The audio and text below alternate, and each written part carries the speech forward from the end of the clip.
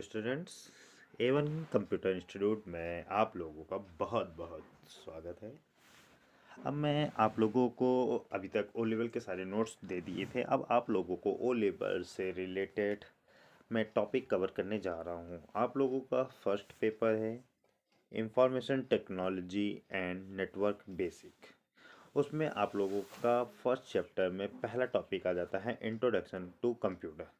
तो इंट्रोडक्शन के कंप्यूटर में हम लोग बेसिक पार्ट पढ़ने जा रहे हैं। आप लोगों को इस सिलेबस में से 10 या 15 नंबर के मार्क्स इसमें से आते हैं। अगर आप इसको पूरी तरह से प्रिपेयर कर लोगे तो आपको 10 से 15 नंबर के पेपर के मार्क्स आपको इसमें से मिल जाएंगे। चलिए मैं आप लोगों को कंप्यूटर फंडामेंटल का एक एक टॉपिक कवर करता जा रहा हूँ। पार्ट वाइज मैं वीडियो बनाता जाऊँगा, आप लोग उसको बड़े ध्यान से पढ़ते जाइएगा। चलिए मैं पहला टॉपिक पढ़ता हूँ। सबसे पहले इसमें कंप्यूटर फंडामेंटल में आपका आ जाता है डिफिनेशन ऑफ कंप्यूटर। आप लोगों को देखिए ये क्वेश्चन जो है डिफिनेशन ऑफ कंप्यूटर बहुत बार पूछा जाता है और ये ओ लेवल का बहुत अच्छा क्वेश्चन भी है। आप लोग इसको लिखने का तरीका जिस तरह से मैंने स्लाइड में प्रेजेंटेशन दिया है उसी तरह के बिल्कुल लिखिएगा। चलिए मैं आप लोगों को समझाता हूँ।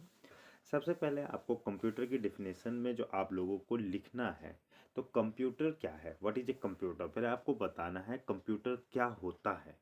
तो कंप्यूटर के बारे में आप बताएंगे, फिर कंप्यूटर के बारे में बताएंगे कंप्यूटर काम क्या क्या करता है, काम क्या करता है, फिर उसके बाद बताएंगे आप कि कंप्यूटर कैसे वर्क करता है और किस तरह से वर्क करता है। तो ये सारी चीज़ों को डिफाइन करने के लिए आप लोग एक एक वर्ड बड़े अच्छे से लिखेंगे और उसको हाईलाइट करते हुए लिखेंगे। चलिए मैं कंप्यूटर के डिफिनेशंस में, कंप्यूटर जो है एक इलेक्ट्रॉनिक मशीन। कंप्यूटर क्या है, एक इलेक्ट्रॉनिक मशीन है जो इलेक्ट्रिसिटी से वर्क करता है। आपको ये चीज़ तो समझ में आ गई है। पहला पॉइंट आप लोग ये मेंशन कर सकते हो।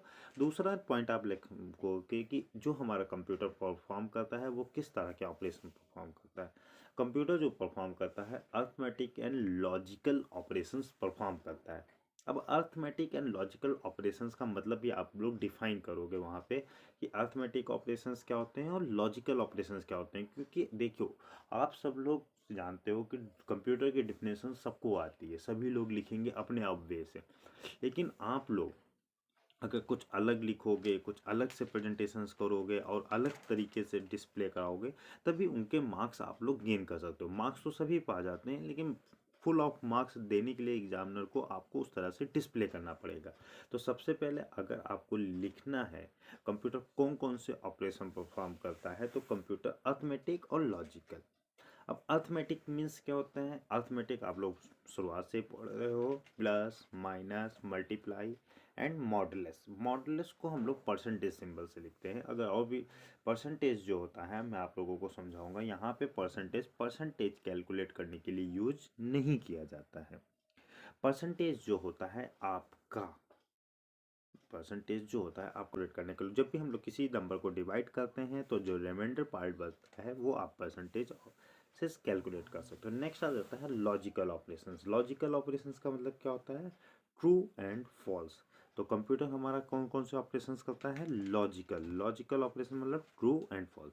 तो it perform arithmetic and logical operations. अब कैसे, विद कैसे करता है, साथ में हाई स्पीड एंड एक्यूरेसी, मतलब बहुत तेजी से और बहुत ही शुद्धता के साथ। तो अगर आप लोगों को कंप्यूटर पूरी की डिफिनेशन लिखनी होगी तो आप लिखोगे computer is an electronic machine, it perform both arithmetic and logical operation with high speed and accuracy. Arithmetic operation का मीन्स डिफाइन करोगे plus minus multiply divide percentage, और लॉजिकल ऑपरेशन का मीन्स डिफाइन करोगे ट्रू एंड फॉल्स।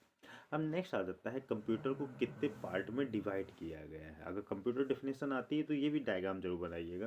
कंप्यूटर जो divide किया गया है वो 3 पार्ट में डिवाइड किया गया है, इनपुट, आउटपुट और प्रोसेसिंग।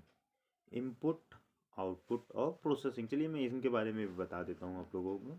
इनपुट, आउटपुट और प्रोसेसिंग क्या होती है। अगर आप देखो इनपुट डिवाइसेस क्या होती हैं, जब हम लोग कंप्यूटर पे कोई भी डेटा देते हैं, जब हम लोग कंप्यूटर को कोई भी डेटा गिवन दिया जाता है टाइपिंग के माध्यम से, माउस के से इंस्ट्रक्शंस देते हैं, जो जिस द्वारा भी हम कंप्यूटर को इंस्ट्रक्शन देते हैं win the type the data is called input device.